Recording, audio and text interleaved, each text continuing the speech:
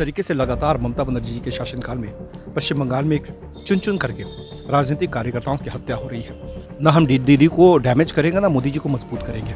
कोई लीडर ममता बनर्जी जी के खिलाफ बोलता है, उनके घर पे हमले होते हैं, उनके काफिले पे हमले होते हैं। हिंदुस्तानी अवाम मोर्चा पश्चिम बंगाल की 26 सीटों पर विधानसभा चुनाव लड़ने को जा रही है और ये डिसीजन ले लिया गया है। हमारे साथ राष्ट्रीय प्रवक्ता हम के दानिश रिजवान जी है। दानिश जी, 26 सीटों पर लड़ रही है, एक एक करके सारी पार्टियां अब बंगाल की तरफ रुख कर रही है, कैसे देख रहे हैं इसको? निस्संदेह चुनौती है हमारे लिए और पश्चिम बंगाल के आम आवाम की सुरक्षा हमारी प्राथमिकता है। जिस तरीके से लगातार ममता बनर्जी जी के शासनकाल में पश्चिम बंगाल में चुन चुन करके राजनीतिक कार्यकर्ताओं की हत्या हो रही है। कोई लीडर ममता बनर्जी जी के खिलाफ बोलता है, उनके घर पे हमले होते हैं, उनके काफिले पे हमले होते हैं।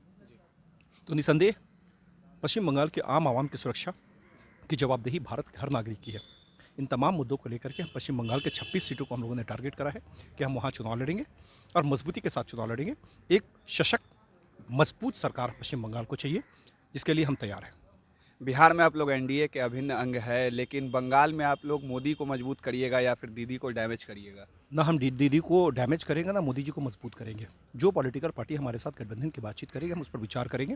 हालांकि बिहार में हम गठबंधन में हैं, अगर पश्चिम बंगाल में भी ऐसा मौका मिलता है कि एनडीए के साथ हमारी बातचीत होती है, तो निस्संदेह हम गठबंधन करेंगे। 30% जो सीटें हैं वो मुस्लिम बहुल्य है। ऐसे में आपकी जो 26 सीटों पर जो नज़र है वो कैसी सीटें हैं?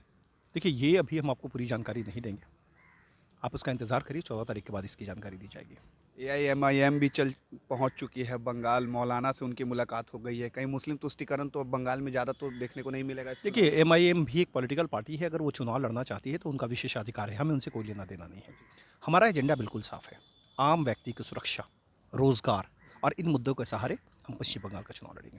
बंगाल से अब बिहार आ जाते हैं। मांझी जी ने एक मंत्री पद की और एक एमएलसी की मांग की है। क्या बिहार सरकार इस पर कुछ सुनवाई कर रही है? 14 तक इंतजार करिए, 14 के बाद आपको अपने आप पता लग जाएगा कि हो क्या रहा है।